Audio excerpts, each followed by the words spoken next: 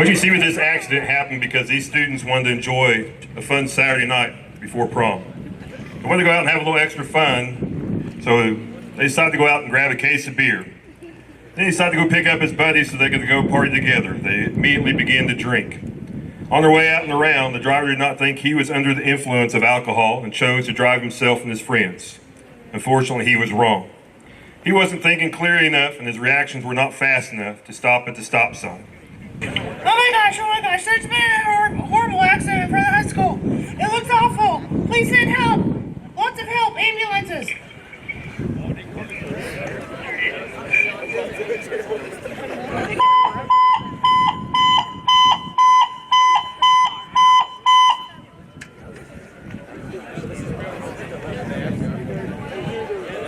Exercise, Guthrie, respond to Guthrie High School for signal 82.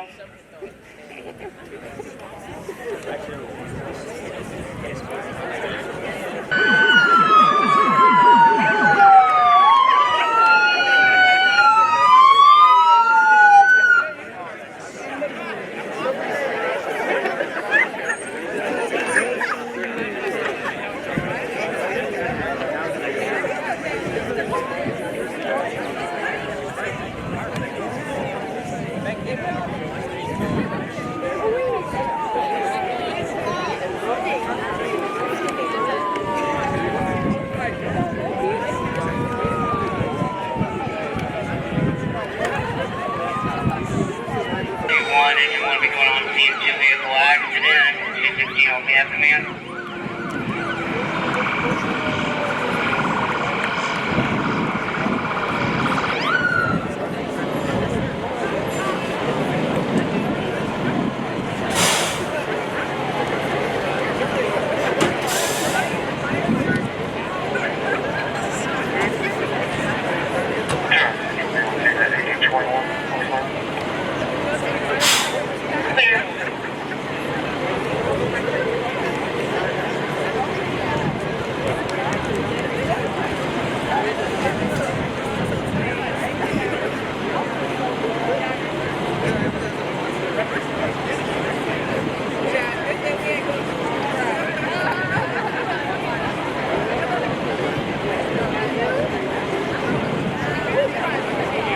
One's on scene.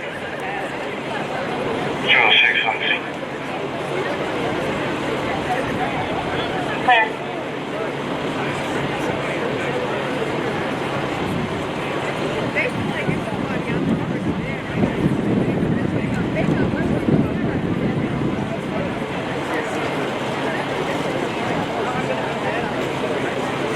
What do you got?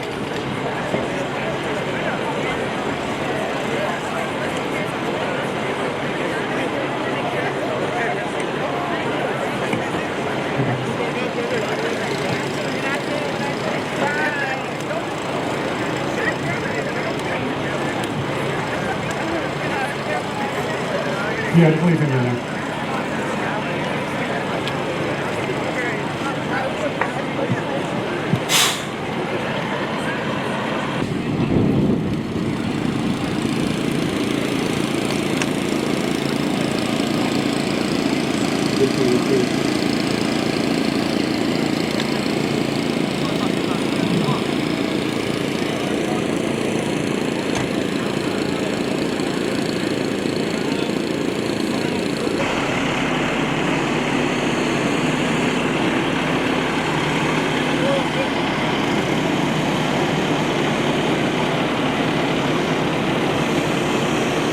If you actually put it through your left, there you go. Hands out on your side. That's anything like that I put it in. Okay? So now what I want you to do is on this imaginary step, more than once, you can take 9 steps, do it first. Okay? Once you get to the top, more than once.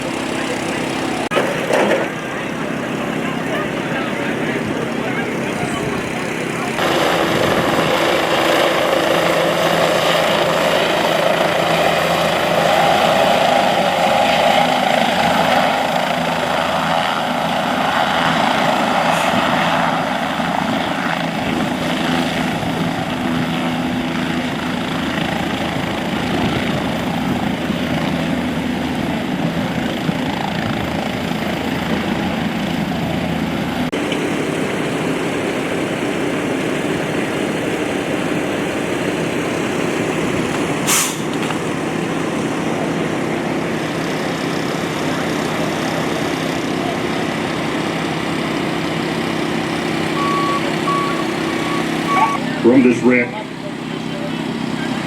the following things took place.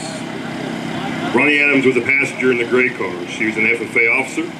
She showed livestock and received a scholarship to attend OSU. Unfortunately, Ronnie's arms and hips were broken and she will spend months in rehab and have to miss her first year of college. Another passenger in the gray car was Mackenzie Canary.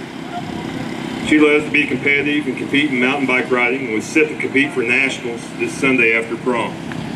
She makes great grades, has a great future, and plans to become a doctor. She will require emergency surgery with a spinal injury and unfortunately will never walk again. Passenger in the front seat of the gray car was Molly Throckmorton. She's a senior and your FFA chapter president. She just found out she was going to be an aunt and was looking forward to playing and spoiling her future nephew. She'll be flown to a Trauma 1 center where she'll require emergency surgery and will have permanent brain damage. She will be dependent upon the care of her family for the rest of her life. The young man who was in the back seat of the pickup is Colton Stevens.